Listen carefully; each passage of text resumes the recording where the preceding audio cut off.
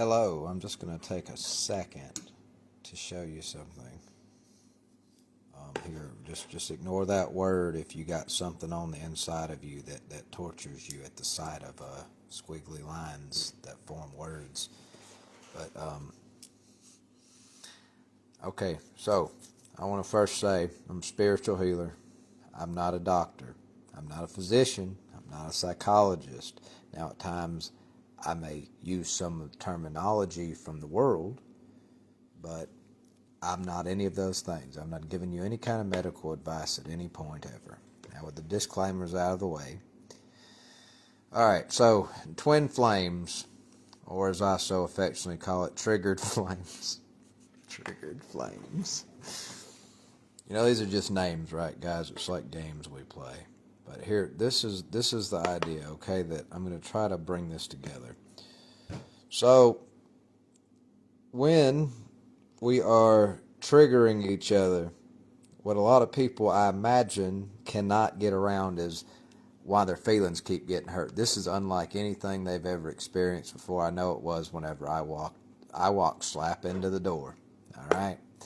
So, twin flames, we have essentially in our energy circuits, we have these. And somewhere there's resistance. All right? Now, this blocks our path to ground off in this case. All right? Just going off the cuff here. This isn't, I haven't sat down and wrote about it and I'm reading to you. I'm going off the cuff. So, as I learn more, things may change. But this is how I understand it right now. We've got essentially a path that energy flows to, and it hits. This is like sort of like the old circuit. And beyond here is the path to ground. So, we can do this like an automotive battery.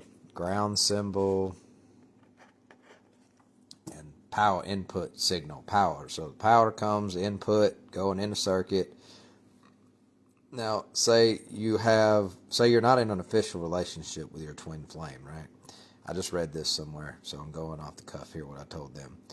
So you go right here and say that you see your twin flame with someone else, or maybe they've got a little harem going on or whatever. You hit this jealousy emotion, essentially, or envy, or whatever. People experience the same thing with different emotions. And what we got to do is what makes us uncomfortable, usually resistance. So we got to name that resistance, and it's different inside of everyone. What you feel about something may not be how someone else feels about it. So, essentially, we're hitting this resistance block right here. This resistance block can be memorized or coded as whatever the hell. Maybe curse words. Maybe us seeing your twin flame talking to a member of the opposite sex or the same sex if you're into that. Nothing wrong with that. You do you. I'm not here to tell you what to do and how to live. I respect your right to be free and have free will. And so, got the resistance block, and we hit that, and we don't have, this circuit comes later. After we resolve this one, then this starts to go away. Maybe the circuit becomes stronger and connects. But a lot of times we make these paths. Well, there comes a time when we can't make these anymore in our energy circuit. For whatever reason. Maybe we're at max capacity. So we have to resolve this block, this energy block. And then it'll restore, and we'll be able to go straight through it, and the tension and the resistance and everything will be great. Well, how do you do that? Well, the way I do it, and I can feel these things happen inside of me. So I'm talking from my experience view, all right? So my experience, I resolve these by meditation is one way. You can meditate by walking around, but really you're just letting thoughts come up here. I have a lot of emotional wounds and pain, so I imagine a large table like the Last Supper where Jesus is sitting there and apostles are yanking his attention every which way, and I'm at the middle of that table. I become Jesus metaphysically. And I'm as these emotions come forward, triggering me, as I'm triggered and I feel them come up, I welcome them to the table and I tell them to have a seat, and they start to show me memories and thoughts, and they communicate with me like this, and I see it. And so when I see it, I'm able to say, well, that feels like frustration, that feels like jealousy, that feels like envy, that feels like pissed off, that feels like blissful and happy. Usually we don't have too much problem with the blissful emotions that come forth, though. So it's usually the really bad ones that stop us and make us go frozen, and our nervous system essentially locks up, and we enter fight or flight mode. These resistances are usually tied all the way back to some point where our needs that pertain to how we viewed survival needs, and so these are created. And they're basically never shutting up until we process and thus resolve them, so that this block will basically dissolve and go away. That's like a part of the ego, by the way. And it leads to all kinds of other things because we're trying to avoid this experience in life. So it kind of like controls us a little bit without us knowing, because we get a bunch of these. If you're a winner like I am, you get a bunch of them. And hold on. So essentially, usually that might happen in the energy circuit because it's all biological. But usually if we resolve this, it goes through and you've got a clean, straight path to ground, so you can flow. And I wrote a little bit about it. I showed you that. I hope that helped. Asking questions helps me to clarify things. And as always, I don't give medical advice, and I'm not giving medical advice or any kind of psychiatry advice. I don't believe in the stuff personally, but if you do, great for you. I say that I don't really have an issue with it. It's not a question of I don't believe or I do believe. I just this is how I do it, and I do it on myself. So I'm telling you what works for thyself. I don't know what will work for you, but I'm sharing my journey. That's what this is. It helps you, great, but at the same time, I ain't giving you any kind of medical advice or anything like that. No metaphysical psychiatry advice, no therapy advice. I'm not doing that. I'm just telling you about my journey. Spiritual healer, not worldly secular healer, always. Concerning emotional wounds of the unseen variety, you got to identify the emotion or the spirit you are feeling.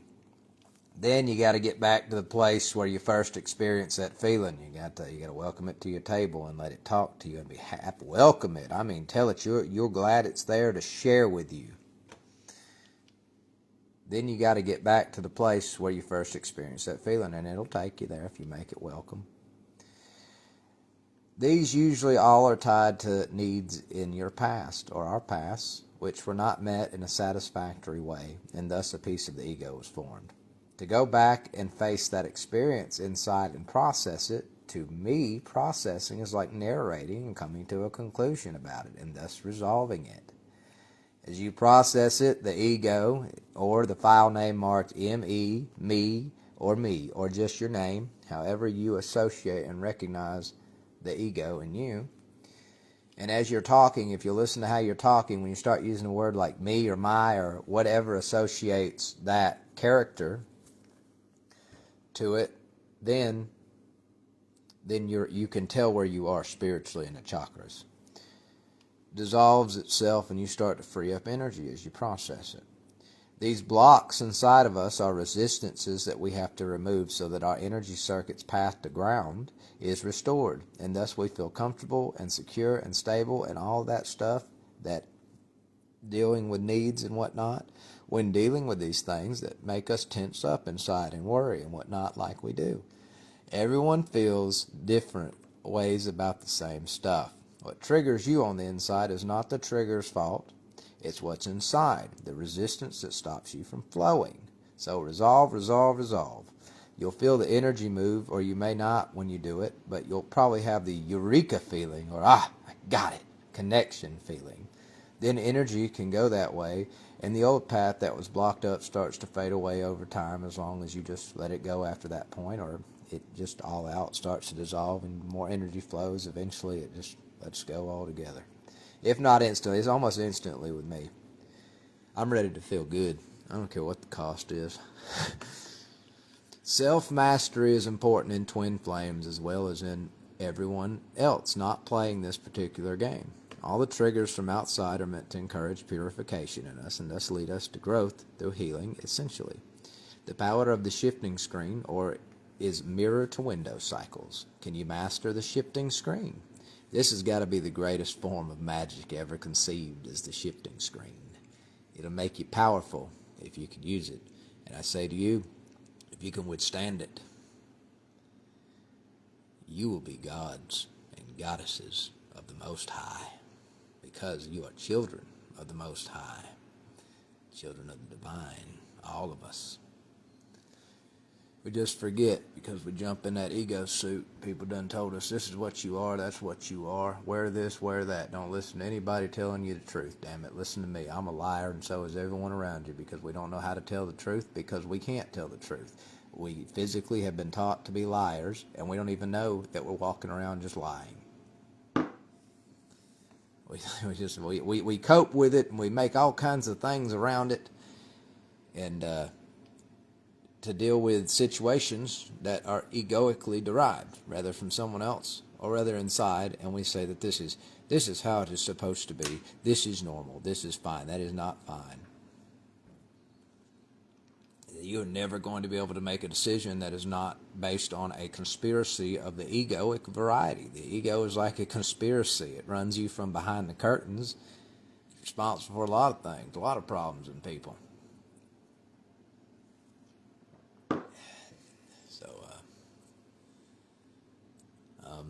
So something else that I wanted to say that I got it in here. Let's see. Basically, the ego forms because fight or flight kicked in, or a really bad traumatic experience, or any kind of experience, even good ones, put a block into the ego. The ego is not like an entity; it's a result of those that come together and thus create a way of running you. And you're just there for the ride at that point, trying to make the best of it. So I had something else to say, but let me just read for just what triggers you on the inside is not the trigger's fault. It's what's inside. Okay, what I want to bring up at this point, what triggers you on the inside is not the trigger's fault. It's what's inside that is being triggered. The resistance that stops you from flowing. So let me clarify that real quick. So if you imagine us like our chakras are like filters, and if we make them all blissful and joyful, it won't matter what goes in, it'll come out blissful and joyful, and we get to ride the ride. So if we walk around making it angry and everything, and not ever trying to deal with our real issues, we're going to make really bad habits. And those bad habits are going to encourage us to keep on getting worse and worse and worse and worse. And we'll never smile. We'll never be happy like that. Never be joyful or blissful. People looking for it out there. It's not out there. It's not in careers. It's not in even success of out there. It's not in fulfillment anywhere out there. All that stuff's inside of you. And everything else can be triggers to it. Or you can do what I just said. Realize a lot of ways your energy system is like a filtering mechanism. Input in, goes through you, trigger, output, not trigger, but expression. Trigger or input in, goes through filters of chakra, magical energy, and then expression, output, and on and on and on. And energy, AC, alternating current, up, down, up, down, up, down. That's why some of us can feel our focus and our energy moving up and down. Path, ground, like that. So, yeah. So, yeah, that's really all I have to say about that. Is like, sometimes this happens when I believe when we're at maximum capacity. I was when all this stuff had to go. This can't happen anymore. You have to start resolving all your issues to clear up the path. You have good and happy ones. I mean, it's up to you. You can, they'll always be controlling you to some degree, though, until you understand and know them, right? Until you know what's going on. And, that's up to you. If it doesn't bother you to keep doing that, great. But if you wanna walk in freedom and actually have free will to know that you're not a product of a conspiracy of an egoic variety or the ego, then you may want to resolve off damn near everything until the point where you just feel like you flow.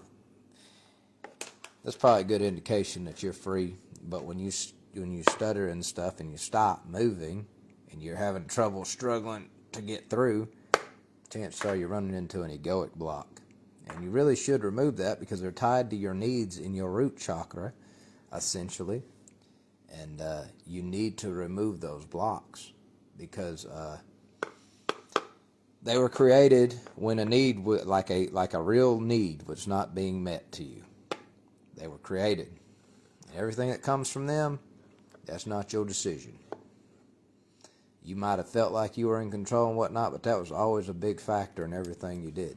And until it's out of the way, resolved, so to speak, you'd never be able to make a real choice in that vein. And you may make the same choices. I love the message and the teachings of the great master, and one of them, Jesus Christ. Because when we study love and mercy and forgiveness and all the truly good things of heaven and earth that he taught, he demonstrated and showed, when we go back to resolve these, we can use those teachings to help us, and in their place it'll be forgiveness, live and let live, live and let die. And it'll be love and mercy and forgiveness and understanding and compassion and empathy, and all of the good things that help us help us express heaven to the outside. And if we're expressing that, I mean, pretty good, you know. But really, the bottom line is, as long as you're not hurting your neighbors, and by neighbors I mean people in general on the earth. All right, I'm using biblical terms here, like he said neighbors, but he meant people that are generally around you. All right, so you're not hurting people, and you're doing all that stuff. If you go through and process it, you can basically rewrite it in any way you want, at your discretion. I'm telling you, I like what Jesus taught. I think that's a great way to live, and I think those are great ways to be, you know. And they sure don't interrupt the flow, because, you know, so be free, be liberated, and you'll be just fine. And I wish you luck in your healing. Have a good night.